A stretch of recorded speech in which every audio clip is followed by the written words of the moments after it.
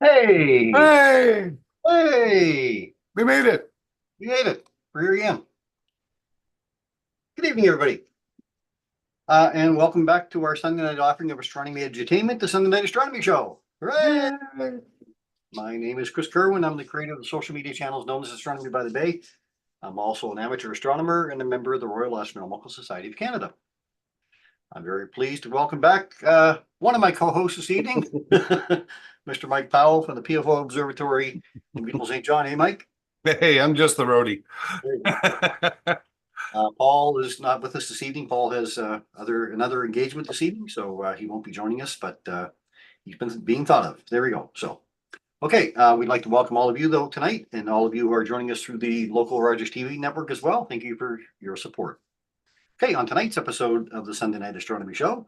Now, asterisms, like constellations, are signposts in the night sky. They don't support as many legends as constellations, but they can sometimes be easier to recognize. Now, we are familiar with a few of them. The Big Dipper and Little Dipper, those are both pretty common. The Great Square of Pegasus, and there's a number of others. The W of Cassiopeia.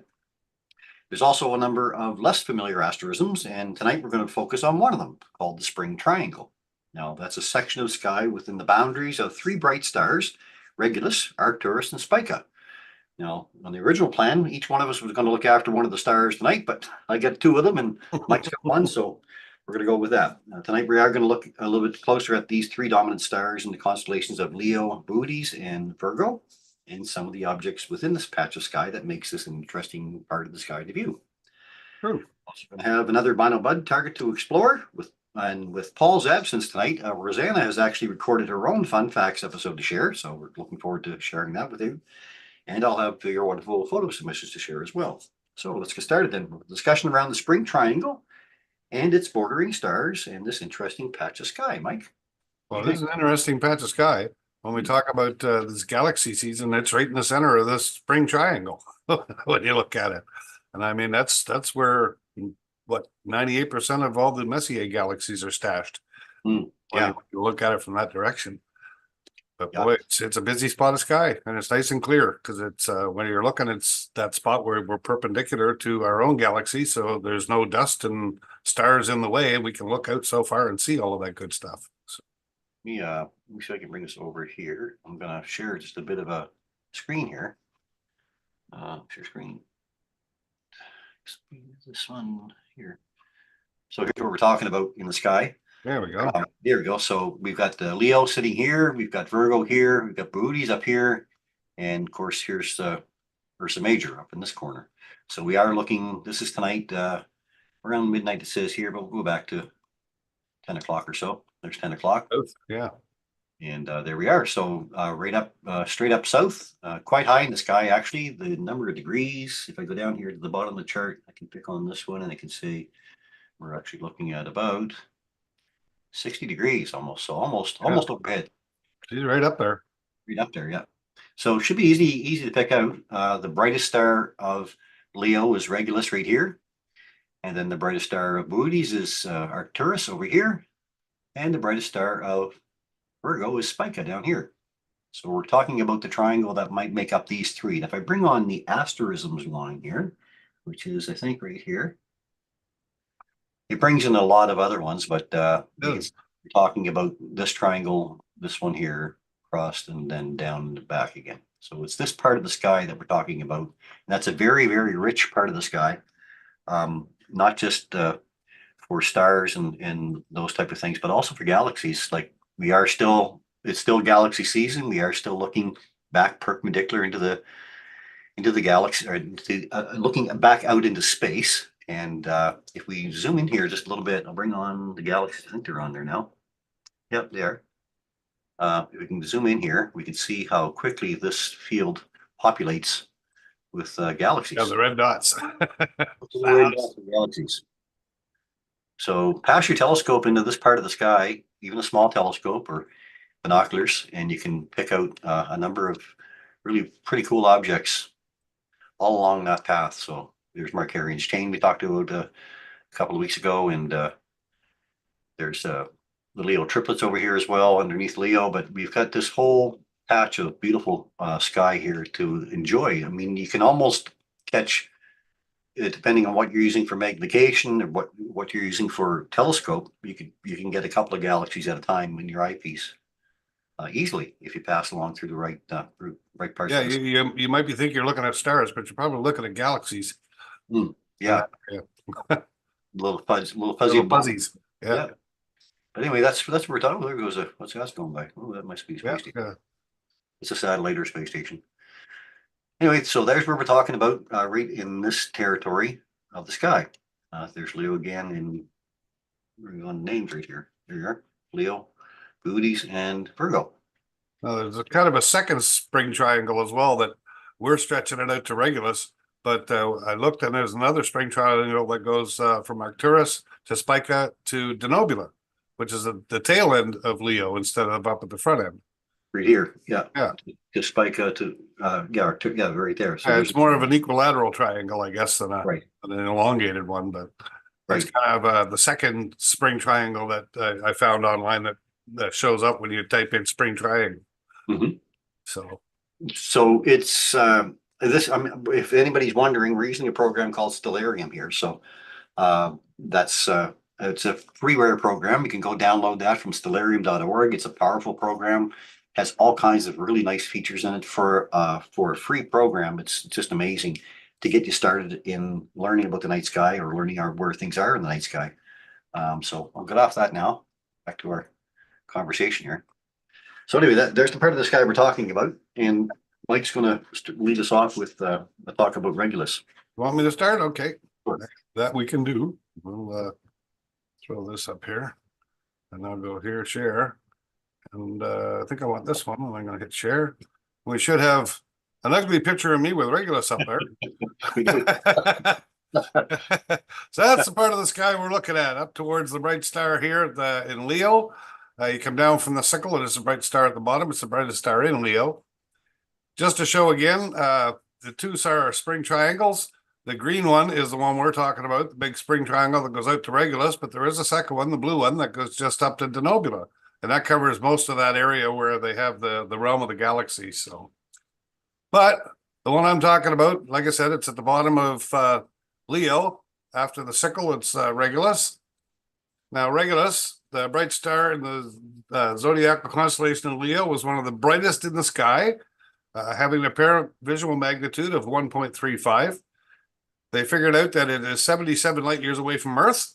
And the name Regulus was derived from the Latin word for king, which reflects the ancient belief in astronomical importance of this star.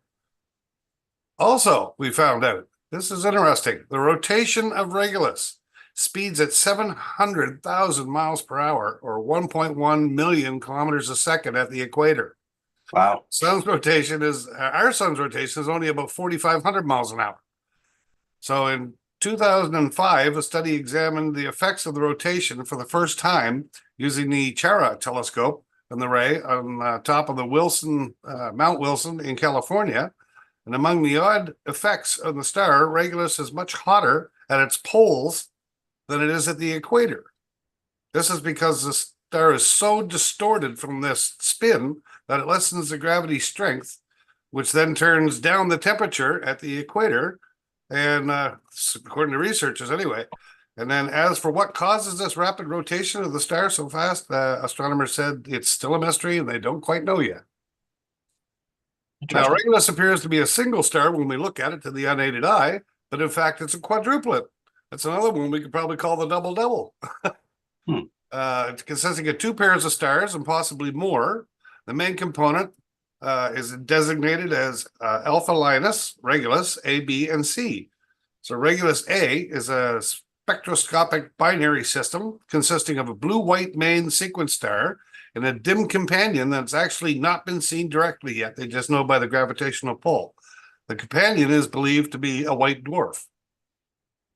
Now, the size of Regulus, she's pretty big. When you compare it to our sun, you can probably fit 3.5 suns across Regulus. That's how big a star it is. She's pretty massive. And I found this little chart, which I thought was cool. We'll start at the top. Its color is blue-whitish or bluish-white. Other designations are Regulus A and Alpha Linus. The apparent magnitude is 1.36. right ascension. Yes, it's a multiple system. There are at least 3 companions that they know of. What's its probable fate? They don't know. Is it going to go supernova? Is it just going to die out and burn and or just go cold? They have no idea yet. Is it a variable star? No. The distance from Earth is about 79 light years. And at this point, there's no known exoplanets around that star. But it's got some nicknames. Coriolanus, Little King, Heart of the Lion, Prince, and Rex. And if you again, it's about 3.1 times, or our sun goes across about 3.1 times. It's a main sequence star in the B, and it's very massive. If you look at our sun compared to Regulus, it's huge.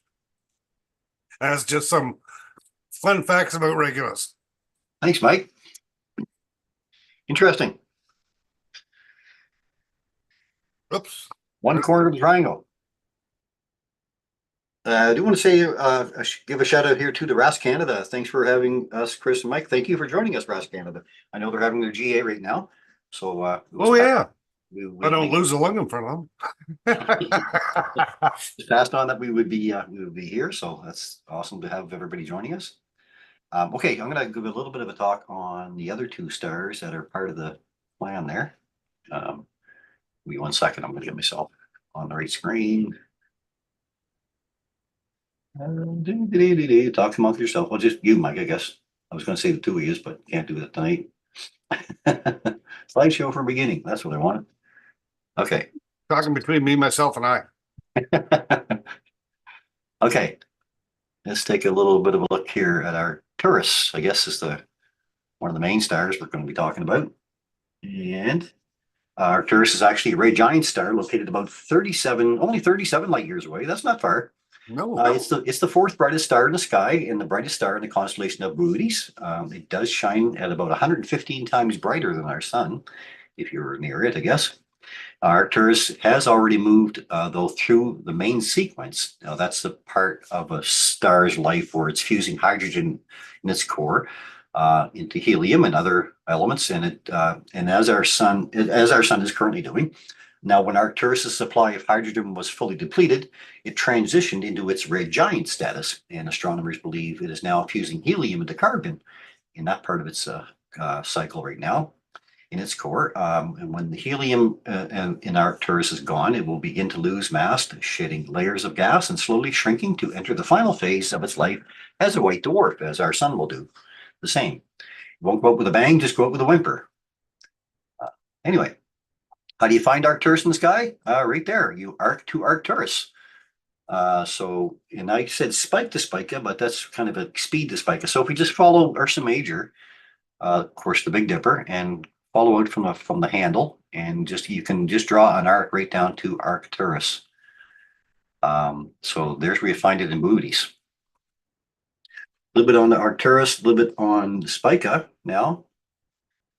Spica, or Alpha Virginis, is a blue-white spectroscopic binary star located at a distance of about 250 light years from Earth in the constellation of Virgo. It's the brightest star in Virgo, and it's the 16th brightest star in the sky. The Spica does appear to us on Earth as a lone bluish-white star, but Spica actually consists of 2 stars and maybe more. Both stars are larger and hotter than our sun, and they are separated by only 18 million kilometers, in contrast to Earth's distance from our sun of 150 million kilometers. That's pretty close for 2 stars. So they do orbit their common center of gravity in only 4 days. That's pretty quick. Spica's 2 stars are so close, in fact, that they orbit so quickly around each other that their mutual gravity actually distorts each star into an egg shape. It's thought that the pointed ends of these egg-shaped stars face each other as they whirl around. Now, the pair of stars are both dwarfs, brightening near the end of their lifetimes. And this is where I want to be. Now, Spica is one of the hottest first magnitude stars. The hottest of the pair is 22,000 Kelvin, or 22,000 degrees. That's quite hot. That's blistering in contrast to our sun's 5,500 degrees. The star might someday explode as a supernova. The light from Spica's 2 stars taken together is on average more than 12,000 times brighter than our sun's light. Now, their estimated diameters are 7.8 and 4 times our sun's diameter. And again, how to find it in the sky, pretty easy to find. Again, you go from arc to Arcturus, and then some say speed to Spica, but I say spike down to Spica. But either way, it'll get you to Spica. If you just drop down from Arcturus, that really bright star that you're going to run into is going to be Spica. That's my little bit of a talk on that part of the sky. There you go. Simple. All right, now what do we do? Okay, we get 15 minutes into the show. What else is new? Well, like I said, I was just quickly reading here some of the Messier objects that you can see within that triangle. Number one is a Messier 87, which is one of the brighter galaxies up in there, and it's the first place where we actually photographed a black hole, if I'm not mistaken. That's right. Which is pretty cool. M49 is in there. It's one of the brightest galaxies in the Virgo group at 9.4. They have the Siamese twins, which are two NGC objects, NGC 4567 and 4568, also known as the butterfly galaxies. They are really cool to photograph if you can get up there and in there. And then just quickly, many other noticeable members are M60, M84, M86. The Leo triplet falls into that space if you take the triangle and stretch it out to Regulus. I mean, then Messier 65 and 66, and it just keeps going on and on and on. That area is so full that it's unbelievable. Yeah, there's a lot there to view. If you're, I mean, and especially around now, because we're getting close to new moon again. Yeah. Yeah, already, eh? Yeah, where's the time go, eh? I remember that last new moon. Yeah, it was pretty spectacular. Yeah, wasn't it? Yeah. Vincent's asking what nebulas are available to view early dark nights right now. What nebulas are early to view right now? Well, the summer triangle actually is starting to rise in that wonderful area that we try not to talk about too much. is on the rise. So that whole Cygnus loop and up in there, you didn't hear all still there. Yeah. So I mean that's a really full spot. Very much so. Yeah, the Sagittarius star cloud and all down through. You're looking at Sagittarius now too, right? Yeah. So that part of the sky. So with those coming in, I say with all of that coming in, that area alone keeps you busy, and it's up by 11 o'clock. You can probably, if you got the low horizon, you can start picking stuff off. Right. And you can see the globulars are starting to pop out too. So yeah, we're coming into the globular season next, right? So yeah, that's what we really like to. I was just looking at M13 the other night. It's been a while since I bothered to look up with a pair of binoculars and have a peek at it. And sure enough, she's almost. When I looked, it was almost straight up. Yes, sir. Yeah. My God. Winston asked, what nebulas are available to view early dark nights? Mike says the Fundy Nebula. Yeah, for sure. That's for us, yeah. It's a well-known nebula for our part of the sky for sure. Summer triangle's coming up there now, so there's Lyra. So anyway, one other thing about this spring triangle is tonight's Pino Bud target is very close to one of the stars that we talked about in the spring triangle. So awesome. Okay, cool. Yeah, I mean,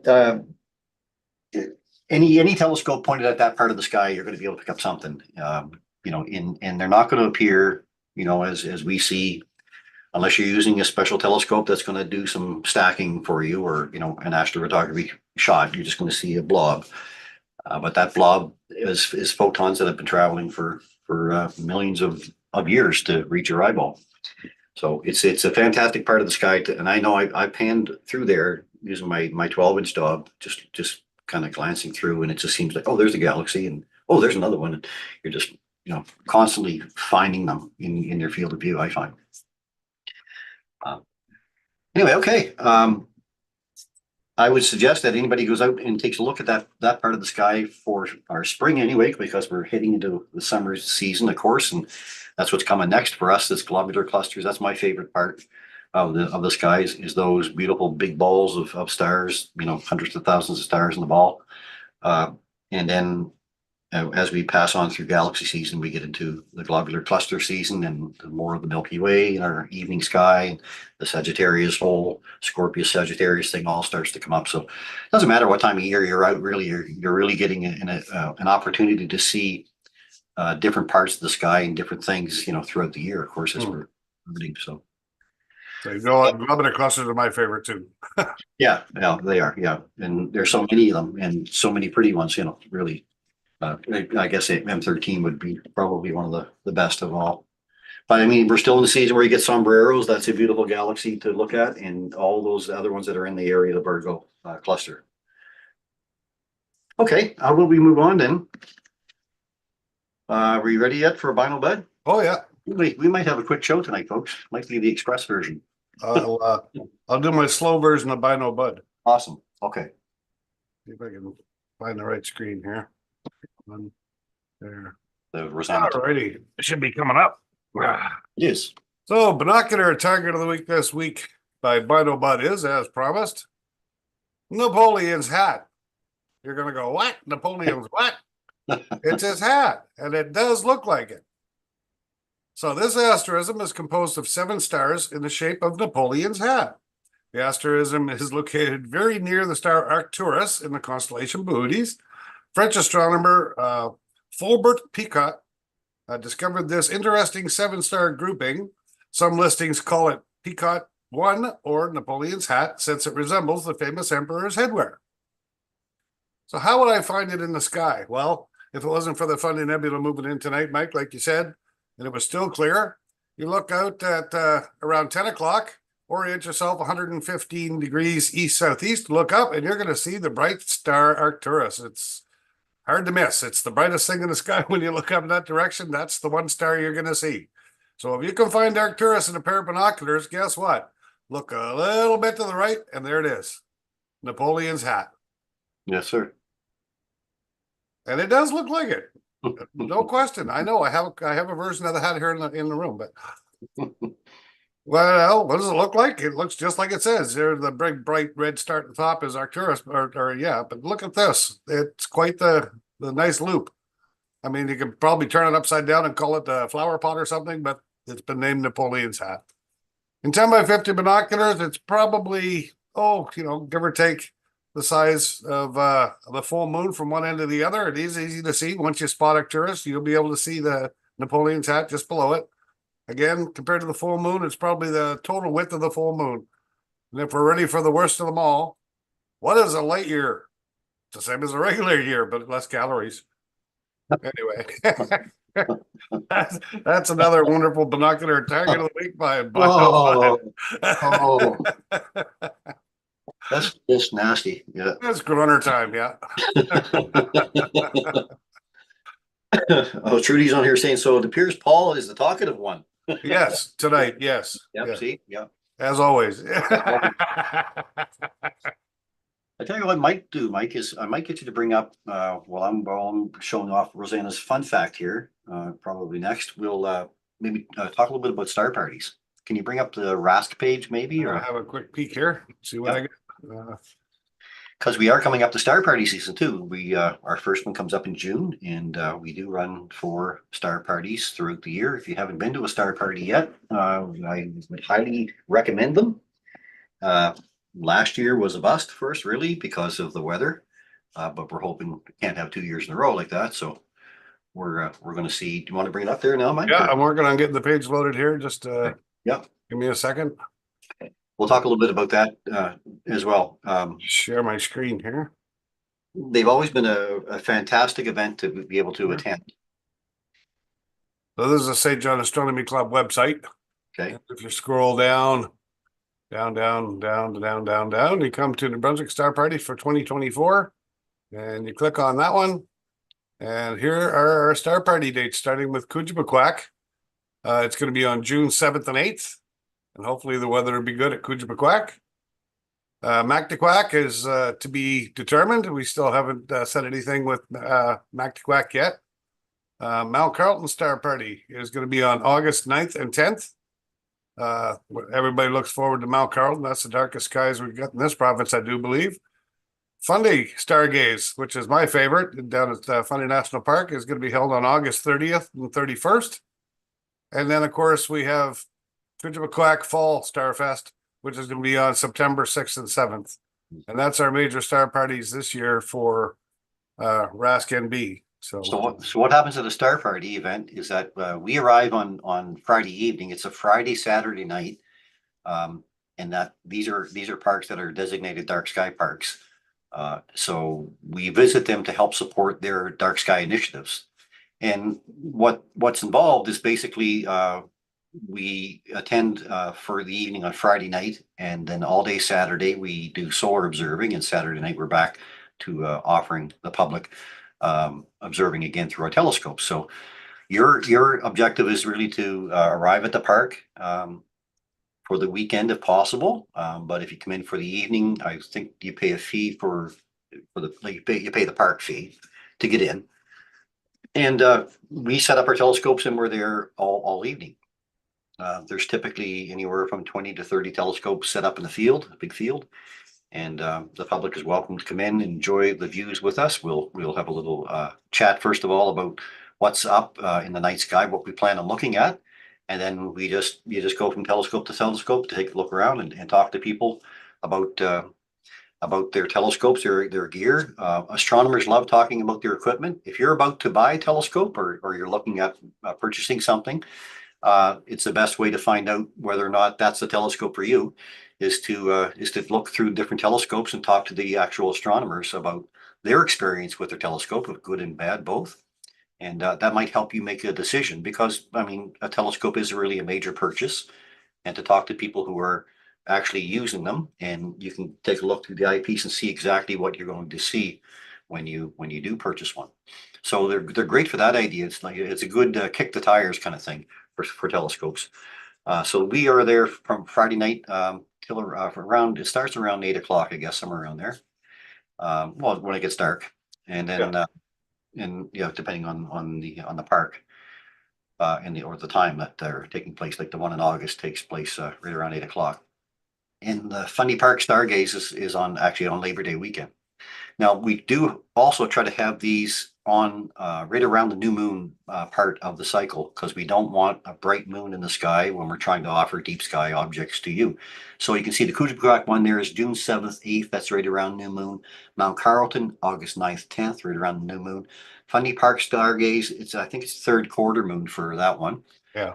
But because we try to offer it on the Labor Day weekend, last year I think was almost a full moon on that weekend, so we had to move it, and we didn't get a chance even when we moved it for viewing. And then we have the Coojabaqua second Fall Star Fest, the second festival at Coojabaqua coming up the weekend after that. So you have lots of opportunities here to attend one or more of these star party events, and they are really a lot of fun. The public gets a chance to talk to the astronomers. Like I said, they get a chance to see a lot of objects that they may not see at any other time. Through the Saturday itself, we're offering solar observing. So we have special telescopes set up to look at the sun, directly at the sun. And you can look at sunspots, solar flares, that kind of thing, ask questions about the sun. And we usually have a little telescope clinic as well. So if you have a telescope that you're having trouble with, you can bring it along with you and we'll help take a look at it for you and help you out with any problems that you're having with it. We carry a few little extra parts here and there too. So if there's a broken part or two, sometimes we can fix that up for you. We usually do have a small astrophotography session as well offered. So there's lots and lots for the public to be able to enjoy for the weekend event. Now, what does the park fee? I don't know what the park fees are. If you plan on camping at one of these parks, you'll have to make the reservations with the park itself, of course. But again, I think you can enter if you want to come in for say one night at Fundy, you can come in and pay the park fee like as you would normally in the park, and you could stay for the evening, kind of thing. But most people who attend the events are campers for the weekend, and most of the parks that we have the festivals at are sold out for that weekend. Like at Fundy National Park last year and the year before, they were sold out completely for all the parks for that particular weekend. It's Labor Day weekend too. So, I mean, we do tend to draw a bigger crowd, which is a lot of fun too. But you get an opportunity to see the skies from maybe you can't see them in your location. as dark as they are in these places. But Mhm. I know that Mount Carlton, I've was up there, I think twice now. And I actually held my hand out and you could see a faint shadow on the ground. And when I looked up, there was no moon. It was just the light of the Milky Way casting my shadow on the ground. So that's dark. So they're like Disneyland for us. They're Big time. something that we really do enjoy. So keep them in mind. And you can follow again. You can go to the St. John Astronomy Club at sjastronomy.ca. Find out the information there. If Mike clicked on any one of those, I think you could actually get to Star Party links. Can you not, Mike? Or does that Uh, just take you to the park? just go on the homepage and scroll down. You'll find Star Party links on the page. Yeah. And then just click on that, and there you go. That gives you all the information you need for Star Parties. Yeah. So make your reservations through the particular campground, and we hope that we see you. We usually have well, we've had over 1,000 people at one of our weekends, I know for sure. So they do get really attended very well, and you get an opportunity again to take a look through a lot of different telescopes and talk to a lot of people that are in the same that are enjoying the same activity. So keep an eye out for those. Right on. They are so much fun. Yeah, they are. Yeah. Dan says star parties are great. Check your local astronomy clubs. Just have to remind the public, don't grab the eyepiece. Yeah. It's funny because there was a lineup of people at Fundy one night. There must have been a lineup of 30 or 40 people. And I asked for the first couple that was coming up, do you mind put your hands behind your back? Yeah. And just looking in the eyepiece, and then you could hear them whispering all the way down the line. Hands behind your back, hands behind your back, hands behind your back. And that's a good practice. I mean, kids, everybody, especially kids, when they're coming up to an eye and they're standing up on a chair or a step ladder. I mean, you're naturally a little bit off balance, so you're going to want to try to grab something. So their hands, directly go right around the eyepiece, and of course that takes the telescope and knocks it off course, kind of thing. So it's always good to keep the hands behind the back. That's a great plan for sure. Okay, so we'll move on from that. So we hope we see you at our Star Party events this year. Let's hope that we get the good weather this year. And I'm going to go from there right to Rosanna's fun fact. And as I mentioned earlier, with Paul not with us tonight, Rosanna actually sent in her own recorded fun fact. And it's called Rosanna's Fun Fact, episode number 17, Astronomy, Unexpected Effects and Benefits, it's called. So Cool. let's do that right now. I'm going to bring it up here on the screen. I got my share sound button clicked on, so you should be able to see it there. There we are. Right, and let's give it a play. What is astronomy? According to the Oxford Online Dictionary, it is the branch of science that deals with celestial objects, space, and the physical universe as a whole. What the definition doesn't say is how the study of astronomy, or even just beginner stargazing, affects so many other aspects of human life, from art to Zen tangling. Most people would say astronomy involves a lot of looking up, but astronomy also involves a lot of looking within, and often leads to some very unexpected outcomes or benefits. A few of these have been mentioned before in various fun facts, but I thought in honor of Rask's 2024 GA and astronomy enthusiasts everywhere, I would compile a few of them together. It may be a surprising ride. Number 1. Telescope structures have to achieve unprecedented weight-to-strength structural ratios and control vibrations efficiently. Much of the leading-edge development needed to meet these ever-increasing demands and requirements has been carried over to the latest theme park rides. Number 2. Astrophysicists understand the workings of stars, galaxies, and so on by solving equations. Nowadays, computers solve these equations extremely quickly and with a level of accuracy that was beyond our wildest dreams just 20 years ago. Many astrophysical systems are fluid dynamic simulations, and the algorithms used to study them have found applications in the oil and gas industry and right on through to computer games. Anyone recognize this game sound?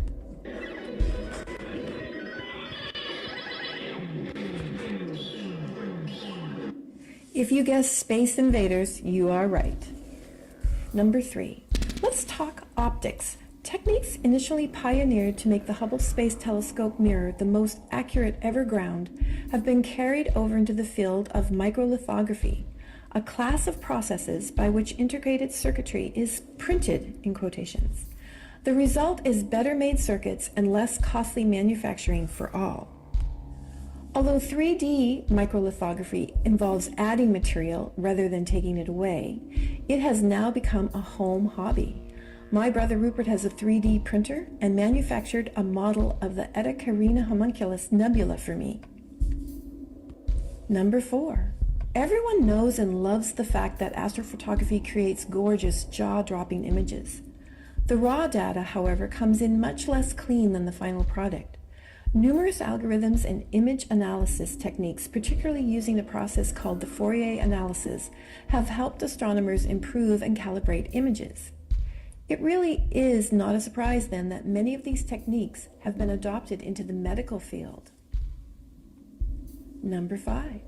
SETI at home uses computers to look for alien signals in radio telescope data. The idea of farming out pieces of work to a cloud of computers wasn't new when the folks at UC Berkeley started using it, but SETI at home really got people believing that this idea could be used effectively in many applications. Many people now run the SETI at home client on their computer, and this idea has been extended to protein folding, molecular docking, and climate prediction. Number 6. And just how do you get where you are going? Accurate GPS operation relies on Einstein's theory of general relativity. Without taking this into consideration, the errors in the GPS positions would accumulate at the rate of 10 kilometers a day. There would be people lost all over this planet. But equally as interesting, how do we know that the GPS reference frame isn't drifting out of alignment somehow? Perhaps the best way to do this is to compare to a fixed number of objects in the sky. And quasars, among the most distant but bright objects known to us, are a good way to do this. ICRF-2 reference frame, derived from 3,000 quasars, provides an ultra-precise celestial reference frame for GPS. Thank you, astronomy. Number 7. The technology that makes reading your email in a coffee shop possible, or for me at home gives me access to the internet to send this email to Paul, has astronomy to thank. A technique developed in the 1970s for analyzing signals from radio telescopes was applied by the same researcher 20 years later to reduce interference in radio-based computer networks. The algorithms required were then integrated onto chips that run the now ubiquitous 802.11 wireless standard. So, if you are texting a friend the GPS directions to meet you at Canada's Wonderland so that you can ride the 4-point G pulling Leviathan and afterward meet your doctor friend who wants to image your brains to check the effects of the spin for research, you can thank astronomy for all of that. And be sure to listen to Starset's Telescope on Spotify on the drive. Astronomy. It really has an effect on everything. Awesome. Yes. And that is Rosanna's fun fact. That's awesome. That's crazy. Awesome. Yeah. All those contributions to astronomy. She did such a good job. Yeah, she does. Yeah. Wow. Kind of take me back with that Space Invaders game, though. Yeah, A lot of money in almost all of my high school on that. rolls of quarters. Yeah, rolls and rolls of quarters. Not high school, I guess it would be later than that. Anyway, thank you, Rosanna, for that. It was Oh, yeah. awesome. And there you go. You've heard her voice, everybody. Yes, that was a first. Yeah, she does Okay. such a good job. Oh, she does. Yeah, amazing. Okay, I'm going to share a few photos, I guess. Give me a minute here. I'll get my photos up. Just got a few photos to share tonight.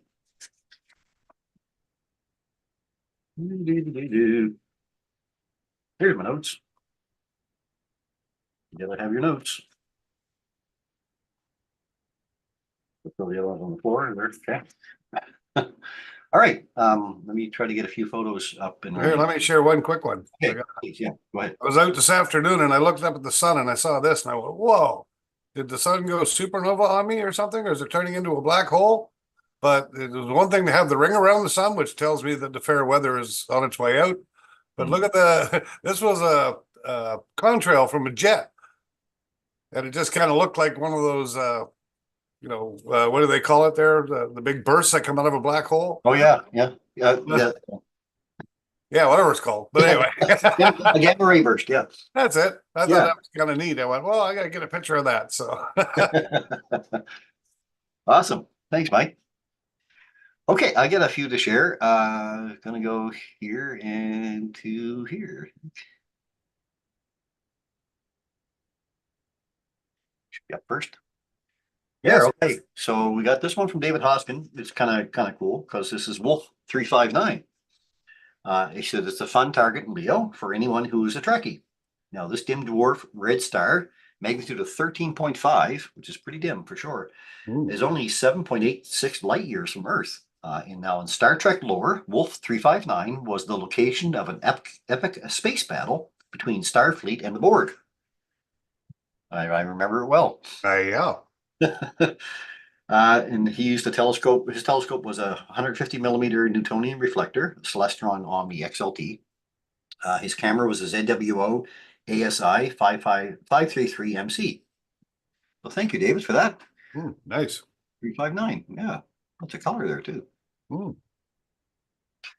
Okay, other than that, we're going to go to this one from Alan Gier. Alan says, hi, Chris. He said, this is my M97, the Owl Nebula, taken Yes, with this Celestron 8 SE. That's only with an 8. That's pretty good. On April 25th of 2024, processed through ZWO ASI Plus and GIMP. The mount was an Celestron AVX. Main camera was a ZWO ASI 533 MC. Guide camera, a ZWO ASI 120 mm mini. An Asker C1 H alpha filter. An O3 filter. ZWO ASI Air Plus. In EAF focuser. 0.65 reducer. 2300 second lights and 30 darks, flats, and bias. This is my first with this setup, hoping to improve with time. I think you've done pretty good. I think you did okay. Wow. Yeah. Not bad at all. Well done. Okay, I'm going to go from there to Bridget Green's capture here today. She says, hi, Chris. I was out bird watching today when I happened to notice this duo. I thought it was kind of neat to see and catch them both on camera together. Fly me to the moon. Yeah. Can't sing that song, but I can say it. Fly me to the moon. Exactly. Nice. Thanks, Bridget. I'm going to share these couple from Robert Gadet from today. Sunspot 3663, May 5th. Yeah. One light Meade LX 200, an 8-inch SET, alt as mode. A Botter ASTF 200 solar filter, an ASI 174 planetary camera, and 12% of 200 frames stacked. Like that's He's a big one. Interesting. It's a big one. Yeah, that's another big one. Yep. The sun is so active. I can't get over how many sunspots we're seeing and how many large ones like this we're seeing. I think there was one yesterday that just released an X1.7 flare. Yeah. They believe that there's a CME component of that that is heading towards Earth right now. So we could be into a G1 or a G2 type aurora.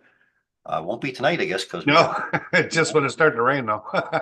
we're in our part of the territory. But anyway, well, thanks, Robert. Nice shot.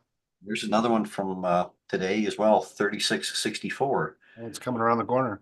Yeah, it's coming around to meet us now. Another same equipment, white light Meade LX 200 8-inch SET, alt as Botter ASTF 200 solar filter, ASI 174 millimeter planetary camera, 3% of 1,000 frames stacked. All kinds of facula there and Oh, he gets good detail. it would take 110, 109ers, I think it is, lined up in a row to cover the disk of the sun in a horizontal line. So you can tell how large these spots are, many times the size of the Earth, right? Yeah. So we're very active sun right now. And we're not sure when they're saying maximum is going to be now. I think they're saying 2025 in March or April or so of next year. So we're still headed in that direction. Here's a couple from Joey Craswell. He said, here's a C-Star S50 image taken a few nights ago by Haley and I of NGC 4565, the Needle Galaxy. That's a pretty one. Sure. Another galaxy right below it. In the background there, yeah, that's pretty cool. It is it ever. He said, really impressed with how her little telescope can pull off these imaging these galaxies. Oh, yeah, that's impressive. There's another nice shot of it. So, Yeah. Joey, good stuff. Keep it up. I'll share this one from Tim Doucet. Hey, Chrissy said, I thought I'd share this image with you. Didn't have time to do what I wanted with my Messier idea, maybe next year. But here is Messier 83. That's with a C14 edge plus a ZWO ASI 2600 MC Duo, 40 by 30 seconds equals 20 minutes of exposure. Wow. 20 minutes of exposure and a 14-inch. Yeah, that's what you're going to get. Yeah, wow. I'm not going to get that. 14-inch, that's what you're looking at for Wow. data. Yeah. There's a couple of galaxies back here in the background too. Yeah, crazy. Beautiful, beautiful structure. Well done, Tim. Very well. Thanks, Tim. And if you have any images that you'd like to share, we love sharing them here on the show. Please send them in to astronomybythebay@gmail.com. You can see that we don't have a whole lot every week, but we'd like to bring them out. So bring them out. Let us have a look at them. Stop sharing there for now. Back here. I look forward to the pictures. I do too. What everybody's up to. Mhm. We get to see what everybody's doing. Yeah. Well, I had a whole pile of them that came in during the solar eclipse, of course, right? Oh, of course. Yeah. People wanted to go back there. I still have that page open, the New Brunswick 2024 solar eclipse page.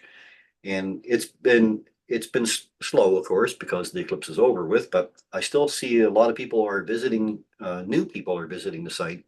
And going back in again, looking at all the captures. So there is just a ton of videos in there right now, and shots of people that have done the collages and those open shots with the pie face glasses on. So many of them actually got one in today that somebody was sitting in their hot tub while looking at the eclipse. So, oh wow. So yeah, take a look over there at the New Brunswick 2024 solar eclipse page. I also have another page I started up, maybe a little early, but it's called Solunar Eclipse, which is solar and lunar, of course. And when we get to March 14th of next year, we have a total lunar eclipse, which is going to be a nice big, what they call blood moon. So it's going to be taking place after midnight, early morning hours, but the moon will pass through the darker part of our shadow that we cast into space, the umbra. It'll take several hours for that to happen, but you're going to have a nice big blood moon up there to enjoy. And 2 weeks after that, I guess 15 days after that, on the 29th, we have another partial solar eclipse coming up. And don't know what the percentage is, around 80%, I think, 85%. I thought I read 80% or 82%. Yeah. But the cool thing about this one is it's happening at sunrise. So if you get a spot where you're going to be nice and high and you're looking into the east, it's going to be in the east part of the sky, almost directly east, you'll get to see this sun come up. It'll almost look like a set of horns, I think, at first. And then as it rises, it ought to be turned on its side a little bit like this, and then it'll straighten out this way as it comes up. But it'll be mostly eclipsed when it's rising. The maximum part is just shortly after it rises. But we'll get another hour or so for the moon to move away for that. So if you had eclipse glasses from just a few weeks ago, hang on to them, because you have a chance to use them again. And of course, you can use eclipse glasses at any time anyway. You don't have to use them. You can use them for any time to look at the sun. They're not just for the eclipse, and especially with all that activity happening right now with the sun as well, right? So, yeah, so there's something to pay attention to as well. Anything else, Mike? No, but I'll have to check that out myself and see if I can see some of those larger sunspots naked eye through a pair of solar glasses. Yeah, you probably, yeah. I mean, they're big. They should be. They're big. Yeah. And again, it's getting more active now, and it's not particularly the time of year. I know there's a time of year that's supposed to be for aurora, more in the spring, I guess, but I guess we're still in the spring a little bit. But it's more related to what's happening with the sun and its activity, and its activity just keeps ramping up. There's just more and more of them all the time, it seems to be. So, oh yeah. Anyway, we may end up ending the show a little bit early tonight. 9 minutes. 9 minutes. That's not so bad. Huh? I'm just going to try to get my closing part up here if I can. The Winston said he was looking at the sun today through the glasses and he couldn't see anything. I'd be surprised that you couldn't see that big one on the bottom. Would be the bottom lower right. Yeah. Yeah, you'd think you'd be able to, but it's maybe, I mean, really the sun Yeah, is. oh, it's only a tiny dot. So, but if you had the solar binoculars, you could probably pick them out pretty good. And I mean, through the smallest telescope, you'll be able to see them pretty easily, I think. Oh, yeah. Okay, so I think that's going to be our show for this evening. I know we're ending a little bit early, but yeah, so Paul was a talkative one. I guess that proves it, right? Yeah, yeah, just to show 2/3 short, that's all.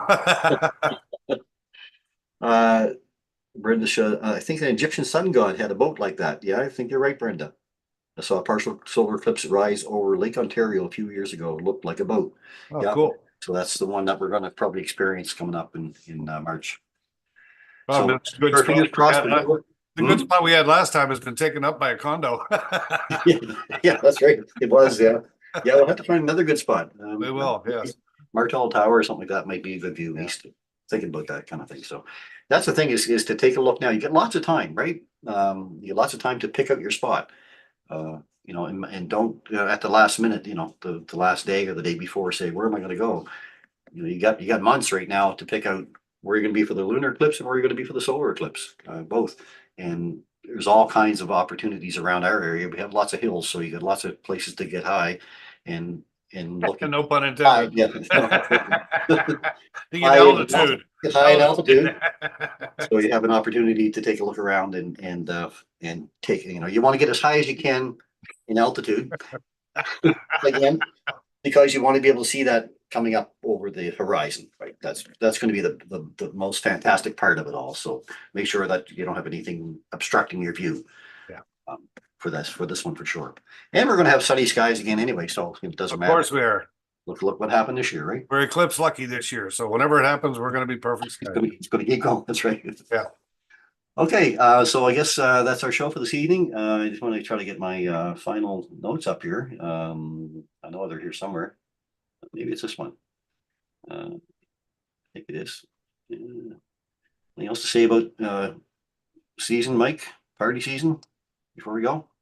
Looking forward to star parties this year. I'm hoping the weather's on our side. That's it. That's all I can say. That's all we can say. Okay, so that's our show for this evening. We hope that you enjoyed the program again tonight. Special thanks again to Rosanna and that was a really nice recorded episode there. Thank you, That Rosanna. was special, yeah. Good to hear it. And to all of you who share the program with us, thank you all. Remember too, we do love getting your photos, so send them into astronomybythebay@gmail.com. That's the best one. And we'll be happy to share them on our next broadcast. So special thanks again to our friends for Rogers for joining us this evening. Until next week, we wish you all clear skies. As we like to say, open your eyes to view the skies and keep your scopes pointed up. Good night, everybody, and have a great week. And I think we'll end up with this one.